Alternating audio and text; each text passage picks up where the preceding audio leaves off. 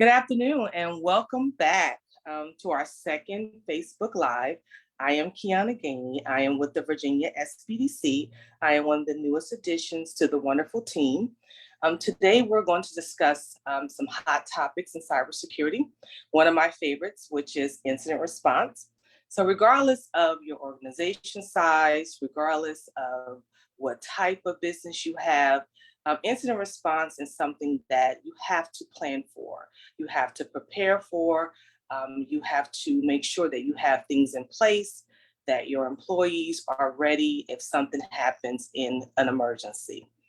With all of the latest trends and threats and risks to environments, popular things like ransomware, where organizations are losing millions and dollars in time and in reputation, having something like an incident response plan is critical and it's very vital to your small business. In addition to that, even as a small business owner myself, I've been in the industry about 20 years, but I've also owned a small business for about 12. And one thing that has been instrumental in my business, outside of educating my employees, is also making sure that I have an incident response plan. In addition to that, investing in your organization by purchasing something like cyber risk insurance. If you have small business insurance, just contact your local, contact your insurance provider to see if they have any protections for you and your business. But most of the work with incident response planning starts with the leadership, and leadership should put together a team. You can, appoint someone as a point person that if something happens, who they can contact, what steps they can take to investigate if there is actual an issue, because that's like one of the first steps in incident response is making sure that an incident actually occurred. And then in addition to that, documenting everything that happens with the incident, do a complete investigation, and then also doing that after action report, though you can have lessons learned that you can incorporate into your organization with your monthly, weekly, or annual cybersecurity training with your employees, so that everyone is prepared and also is trained about what to do in an incident.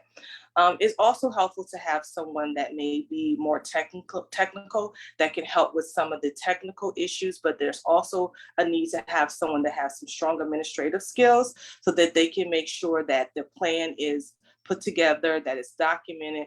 And then also, like even with my small business, it was important not just to put together the plan, but actually to test that plan, at least on an annual basis. And it's as simple as just putting together all the key players in one room and running through what a scenario with a particular incident would look like for your organization. And then also, I know anyone that's really into not using paper these days, but print out that incident response plan and put it somewhere, preferably off-site and maybe a copy on-site. So if something happens, if it's not happening there, on the site that you're residing in, it could be happening somewhere else. And it could be something that like a fire or something, you'll have a handy copy of it as well. So I hope that you learned something today, but for more information and for more information about how to get in contact with me, we'll have a link provided where you can schedule one-on-one counseling and we can go over your specific needs for your organization. But if you want some additional training and other resources and webinars, to stay tuned. We have a lot coming up in July where we're doing some additional live sessions in addition to some additional training and webinars.